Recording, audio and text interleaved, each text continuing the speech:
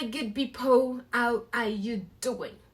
Since the last time I left you with the house tour video, guys, tell me, how did you find the house tour video?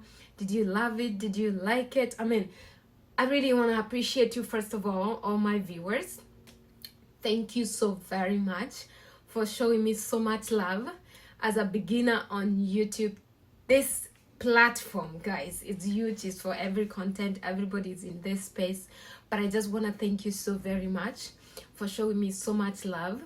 And I mean, that is the life of an international student. Mostly my content is towards international students, you know, beginners of life in this world. If you know any international student, or if you know anybody wanting to study abroad, tell them to like, subscribe, and share this channel, because the content I'm going to drop down is basically for them, and it's going to benefit a huge, massive amount of people. So that one aside, I hope you all doing fine. I am doing fantastic. All right, guys. Today, I actually want to talk about F-1 visa. So many of you on my TikTok, Venmonda, you have been asking me, what is F-1 visa? Who qualifies for F-1 visa? Please explain for us what's F-1 visa. Please tell us, how can I get an F-1 visa? Please tell us, you know, all those worries, all those questions. Before my graduation, I was very busy working on my finals and the project and everything. But you know what? I thought about this and I said, as much as a good number of people know and understand about F-1 visa, there are people who are still born. You know, the population is keeping increasing. There are people who are getting this exposure today as much as you got your exposure last year or maybe 10 years ago. Somebody is actually getting to open their eyes now and they have no clue what F1 is all about. Somebody from the village just came to maybe up an area and they realized that there's, somebody can even travel abroad. It's not only to the urban areas, but I can travel abroad, and there are opportunities that you can get to enjoy. And not forgetting about that, there are people who are getting into this space for the very first time, and they are getting to know this for the very first time. So please do not assume that everybody knows what you have already known for 10 years. What you knew yesterday, somebody has no clue about. That's what I came to realize, that not everyone knows about F-1 visa, but I also acknowledge the fact that a good number knows about it. So this video is for those who don't know what F-1 visa is all about. And I'm here to enlighten you. I'm here to tell you so much information about it. And F-1 visa is a lot of information. I'm not going to cover everything in this one video, in this one sit down. You're going to have to subscribe so that you can understand more about F-1 visa. I will be talking about a number of visas, different types of visas. I'll be talking about B1, B2. I'll be talking about K1 visa. I'll be talking about different types of visas. So if you're interested to know more about how you can get out of your comfort zone and maybe travel into a different world, maybe abroad, maybe not the US, maybe you want to go to Canada, maybe you want to go to UK, maybe you want to go to Saudi Arabia, maybe you want to go to Qatar, maybe you want to go, you want to explore this world and you want to get out of your comfort zone. I guess this channel is what you should make your favorite, because I'm going to pump knowledge. I'm going to do a virtual exposure of knowledge. I'm going to virtually include you to information and resources that you cannot access at your comfort zone, and resources that you cannot access, physically, but you can access these resources virtually through watching and staying with me in this video, in this channel. Okay, guys? So, wherever you are, please grab those popcorns and let's enjoy this video. All right? Yep.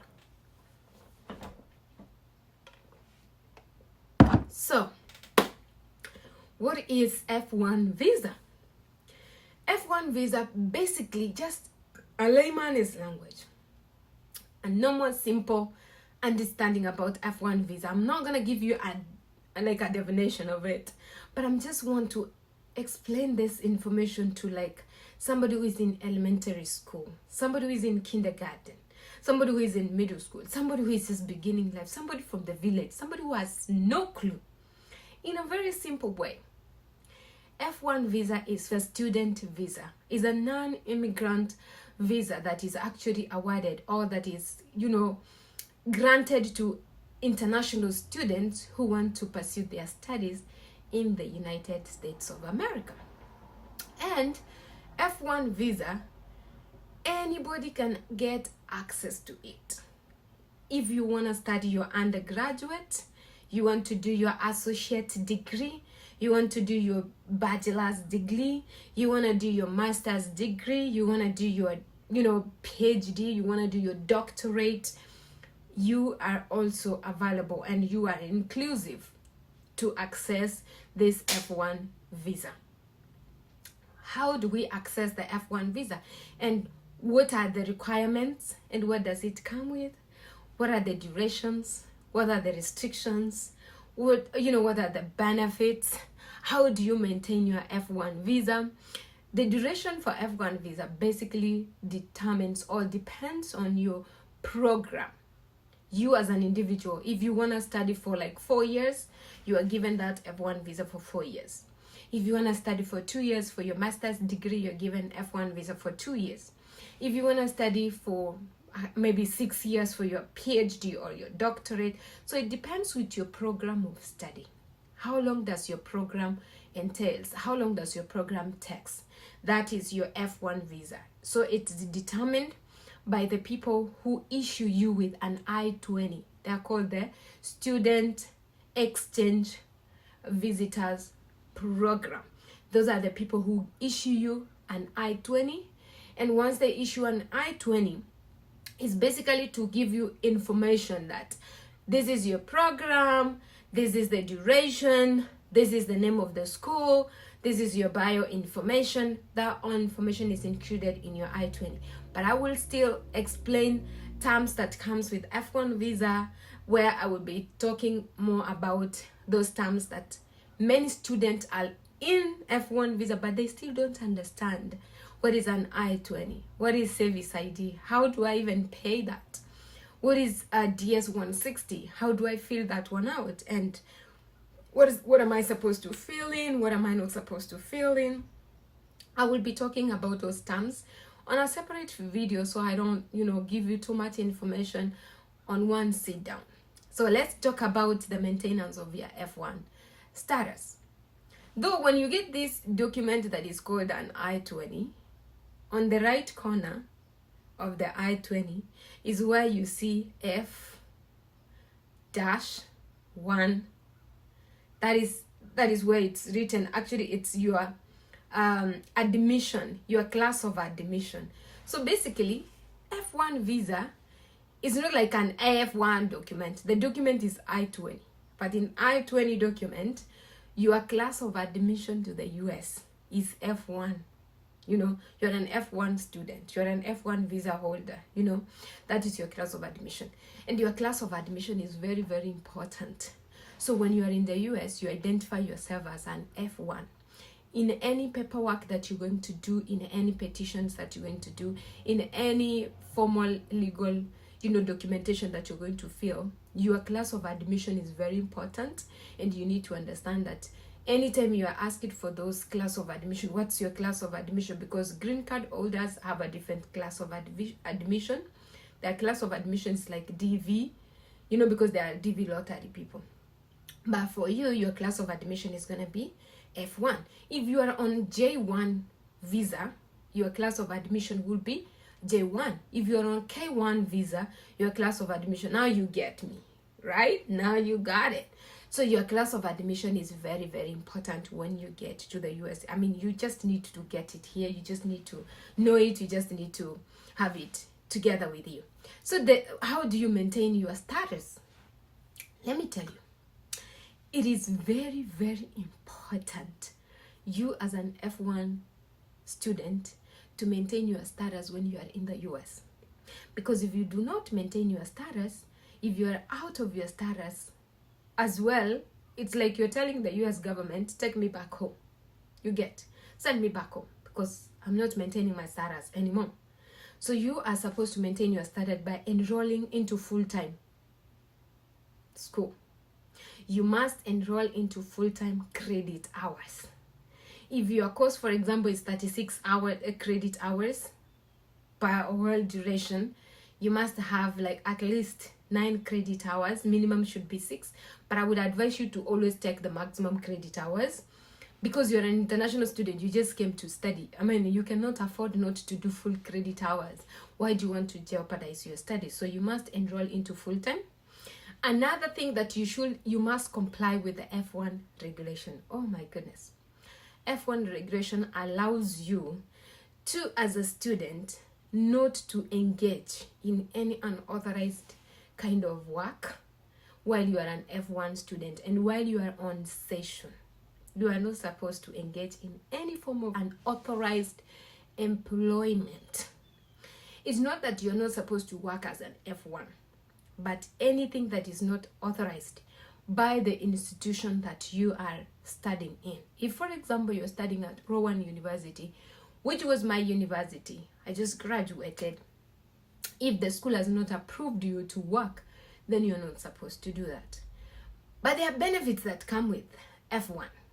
Are you authorized to work? Are you allowed to work? Yes, but you are only allowed to work within your study session, and you are supposed to work in school, and you're supposed to maintain the rules and the regulation that allows you to only work 20 hours a week while you are on session. If you are off session, that means like you are on your annual break, you're on your summer break, and you want to take a full-time employment, you can do an internship. We call them curriculum practical training. Those are like CPTs. OPTs, they come after your graduation. So when you're on your CPT, you have to let the school know. You have to take 1 credit course that allows you to get to your internship. Depends with the school again. If your school doesn't require you to take that 1 credit course, you are good to go. You can enroll to your internship and do your internship during that duration of a break. It's summer break, it's a longer break. Some students prefer to travel during that time. Some students prefer to engage into practical skills. That is where you do your internship, you meet expertise, you work hands-on experience, you engage with if you are doing nursing, you engage with doctors, nurses. If you're doing cybersecurity, you engage into experts who are very well equipped with skills. They help you do your research, cut out machine learning experience on the ground. You get to learn more. I will advise you to utilize that time to get hands-on experience and utilize your practical skills that time. That is the only time you're allowed to do like a full-time, but the school has to authorize that. There's nothing you can do without the school authorizing you that. So that is the only way to maintain your F-1 status. All right, guys, are we together up to that point? Right? Tatukunywa maji kidogo.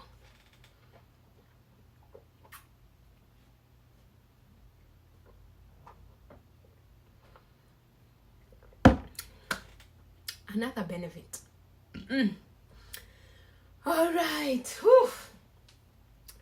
Another benefit that comes with F-1 student visa is that your spouse or children who are under the age of 21, your children, you as an F-1 holder, the children who are under 21 years of old, your own children, they can actually apply for F2 visas and they will be granted. I'm not trying to say that it is automatic or it is like mandatory, like they have to get it, but they are eligible to apply. Either your spouse or your own children who are under the age of 21, but that also comes with a restriction that they are not allowed to work while they're in the US during the time of your study, but they are allowed to stay with you, live with you for the entire period of your study. They will be enjoying traveling in the US from one state to another. They will they will enjoy all the resources, like enjoy good things in the US, but they are not allowed to work and they are not allowed to enroll into school to study under F2 visa, unless the children who are under the age of 21, they can enroll into they cannot go beyond elementary school. By that I mean they can do middle school, they can do high school, but beyond that they cannot, unless they want to change from their F2 to F1 to be independent with their F1 visas, and then they can now proceed to pursue their education into further, whatever, if they want to go to master's degree, to their associate, to their bachelor's, master's, PhD, and then do their doctorate, whatever, unless they just wanted to shift from that. And if your spouse also want to change from F2 to F1 to go to school, if they get here and they realize like, wow, what kind of opportunity, wow, so I can also go to school, oh wow, this is beautiful, this is amazing, and they want to go to school again, they can change from their F2 and become F1 and be independent and go to school. What actually matters is if you guys are financially stable, if they can sponsor themselves, if you can also sponsor yourself and sponsor them in terms of accommodation, that is their living expenses, their medical insurance, if they can sponsor themselves, maybe education wise, if these are your spouse, if he can also sponsor his education, he can get an F1 visa. And their duration of stay here depends on your F1 visa status. The moment your status ends or expires, their also status also expires. So they are basically relying on your status. So if you want to maintain their status, you must have to maintain your F1 status. Upon expire, you can renew them, go back to your home country and go do another interview and gain another visa, and by renewing your status, basically that's how you renew their status as well. Now, what are the requirements? Now we've been talking about F1 visa. At least now you guys understand a little bit about F1 visa. No, you cannot understand everything and you cannot grasp everything at once, but let's talk about the requirements. I mean, you need to have your certificates of high school, you need to have your result slip. Remember I said if you're gonna study undergraduate, if you're gonna study your master's, you must have your credentials, anything that identifies you as a student, your certificate, your result slip. You must have a bank statement. Let's talk about maybe like 5 million and above Kenyan shillings. At least those are like $50. Standing currently at the time you are submitting your requirements or your documents, you must have a bank statement. This bank statement is actually to certify that you are financially eligible to sponsor your education while in the US. If you are coming with the dependents, remember the financial requirement becomes a toll on you. So that means you have to come up with how you're going to sponsor yourself and sponsor any dependent. Their health insurance, their accommodation, their living expenses, your own books, their own food they are going to eat, your transportation. If you want to get a car, then you have to pack up yourself. Your financial capability has to speak volume. And then you must be able to pay your service fee. That is for you to get your passport stamped with that US visa, you must be able to pay your service fee as an F1 student. And also you must be able to present yourself during the interview, and you must prepare very well for your interview. You must be able to tell a story that your visa officer is able to buy that story, is able to listen to the story and like the story and get convinced why you need this visa. It's not that the fact that you have money, the fact that you are financially able, you just qualify for that visa. No. You must be able to explain yourself and tell us, why do you need this visa? Why should I give you this visa? What are you gonna do with it upon approval? You must explain yourself very well, and you must be able to articulate your points very well, maintain an eye contact. I will be doing another video telling you what actually you need to do for you to qualify to get a visa approval, the things, the do's and don'ts that you need to pay attention to. You must be convincing. It's not about you having the money, but I have to see who I'm giving this particular visa, if you deserve it, or you don't. So don't be telling yourself, oh, our family, we are rich, we have the money, I'm just going to tell them it's my mother sponsoring me, we have the money in the account, this is the proof. Oh no, you're gonna have to do a good job. You're gonna have to do research. You're gonna have to talk about this particular course you want to do. You're gonna have to talk about more about the institution. All that needs you to articulate a very beautiful story that everybody is willing to listen. Not really entirely everybody, but that VO is ready and willing to listen and feel like, yes, you deserve this visa. You must deserve it. You cannot just get it just like that. Okay. Who should sponsor you actually? Anybody can sponsor you. Your friend can sponsor you. Your parents can, your brothers, your siblings, your uncle, your auntie. I mean, a friend, your spouse. Anybody can sponsor you. But what matters is, what is the relationship you have, you and the sponsor? Why will somebody sponsor you? Why this particular person should sponsor your study, or should sponsor your trip, or should sponsor your, you stay in the US for this couple of minutes, for this duration of time? Tell us why. What kind of relationship do you have? What are those things that you can tell somebody as the reason somebody just decided to sponsor you? If it's your high school teacher, if it's your high school principal, if it's somebody you met, on these social media channels, what did you do so that they felt the urge or the need to sponsor you? You really have to be creative. I mean, what I normally tell young people is, can you be a critical thinker? Can you be creative? I know, yes, you did a presentation in one of these, forum, and somebody liked your presentation and said it's going to give you a sponsorship. But you're going to have to put effort and explain as to why you really was the best to be chosen, why you got that. But it's just like you telling somebody why you should get this scholarship. You're going to have to do more research and talk beautiful stories about yourself. Show your achievement. Talk about your achievement. Talk about the things that you've done in life that are very outstanding. Things that everybody is willing to listen to. Stories that, people sit down and say, you really deserve it. You really deserve that, chance, that opportunity. So invest more on that.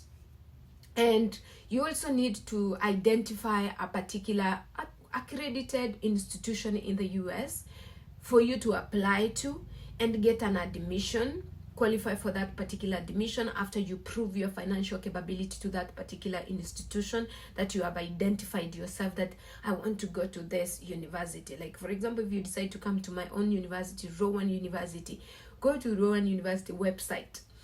Search around, see the courses they offer. Look around if there's a particular course you like, or are they offering your course. Look at the expense. Look at the tuition expenses. Look at the things, that opportunities that come with that institution, like if they offer scholarship, graduate assistantship. What can I benefit at the end of the day? Do they have good resources? Do they have research centers that I can benefit from and then apply to that institution by showcasing your academic achievement? And once you get an admission, now there are steps that follows as an F-1. After you get an admission, you must confirm that letter of approval. You must confirm the decision letter, and maybe you are required to pay an application fee. You're gonna have to pay for that. After that, you go to the next stage, which is now you fill out your DS-160. After filling out your DS-160, then you go ahead and book for your visa interview at your home, at the US Embassy in your home country. And after you book for your visa interview, which is also a critical thing, some embassies don't have those appointments just like that. You're gonna have to spend more time on the website trying to refresh the website to see if there are available dates popping up. After that, prepare for your visa interview. You're gonna have to toil. You're gonna have to do research. You're gonna have to put more effort to really come up with a beautiful story about yourself. A story that can sell. Remember, the visa officer is listening to, thousands of students per day. So what will make that visa officer give you that visa and not give somebody else? So then you must think of students who are preparing for that particular interview. There are so many. There's somebody who is preparing for the same course and has done so much research about it, understands the keys and the do's and the don'ts, things that you can show up on that interview. And the moment you show up and the way you speak, the visa officer is impressed. From the way you're approaching that counter, and the moment you open your mouth, the visa officer has already decided to give you that visa. From your approach, from the way you speak, your vocality, your audibility, your confidence, the way you just popping. It doesn't matter if your English is fluent, if you have that Kampa in you, if you have that Luya in you, if you have that Mary in you, if you have that Kisi in you, it doesn't matter. What matters is, are you able to communicate? Are you able to articulate your points? Are you able to speak without showing some kind of weakness? Are you nervous? Are you maintaining an eye contact? Are you just on your hair? Are you just standing and wiggling and your eyes are all over the ceiling board and everything? You're just nervous and scared. Why are you scared? He's just a human being. I mean, after the interview, you're not going to meet the visa officer anywhere else. I mean, if you meet on the plane where you're coming to the US, or if you meet out there, it's just like a normal person. Remember, he's there to do his job, and you're going to have to deliver, okay? For you to qualify and for him to get convinced to give you that visa approval, okay? Guys, I feel like I've really tackled enough information for you to understand what F1 visa is all about. But I'm going to talk momentarily on many other videos about how to prepare for your F1 visa, what are the things that you really need to put together in details now that you have understood what F1 visa is. Please remember to subscribe, remember to like, remember to share, and remember to tune in into this particular channel for more information and more video. I will be talking more about the port of entry. After you got your visa approved, what are you supposed to get to know about now the US, your transition? What are the things that you really need to know and the things that you're supposed to get prepared of, culture shock, and a lot more of the information. So stay here and make sure you subscribe to my channel, okay? I love you so much, and I hope this information helps you in your journey for your F1 visa.